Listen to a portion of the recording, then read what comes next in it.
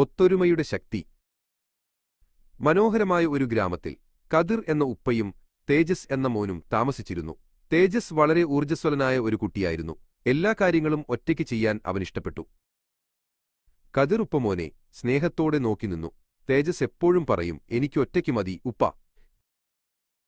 ഒരു ദിവസം അവർക്ക് തോട്ടത്തിൽ നിന്ന് ഒരു വലിയ പഴക്കുട്ട വീട്ടിലേക്ക് കൊണ്ടുപോകേണ്ടിയിരുന്നു.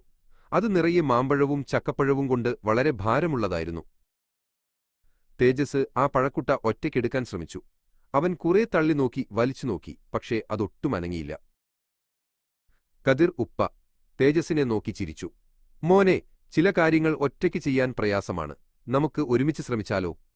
ഉപ്പ ചോദിച്ചു. തേജസ് ആദ്യം മടിച്ചു നിന്നു.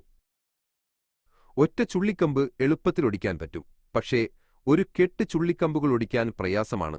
അതുപോലെയാണ് നമ്മളും, ഉപ്പ പറഞ്ഞു. ഉപ്പയുടെ വാക്കുകൾ കേട്ടപ്പോൾ തേജസിന് കാര്യം മനസ്സിലായി. അവൻ തലയാട്ടി. ശരി ഉപ്പ, നമുക്കൊരുമിച്ച് ശ്രമിക്കാം എന്നു പറഞ്ഞു. കദിർ ഉപ്പ ഒരു വശത്തുനിന്ന് പഴക്കുട്ട ഉയർത്തി, തേജസ് മറുവശത്തുനിന്ന് തള്ളി. അവർ ഒരുമിച്ച് ശക്തി പ്രയോഗിച്ചു.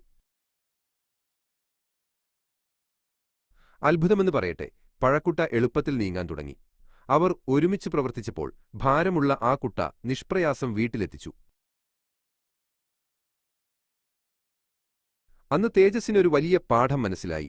ഒറ്റയ്ക്ക് ചെയ്യാൻ പ്രയാസമുള്ള കാര്യങ്ങൾ ഒരുമിച്ച് നിന്നാൽ എളുപ്പത്തിൽ ചെയ്യാൻ കഴിയും. ഒത്തൊരുമയാണ് ഏറ്റവും വലിയ ശക്തി. അവൻ സന്തോഷത്തോടെ പറഞ്ഞു.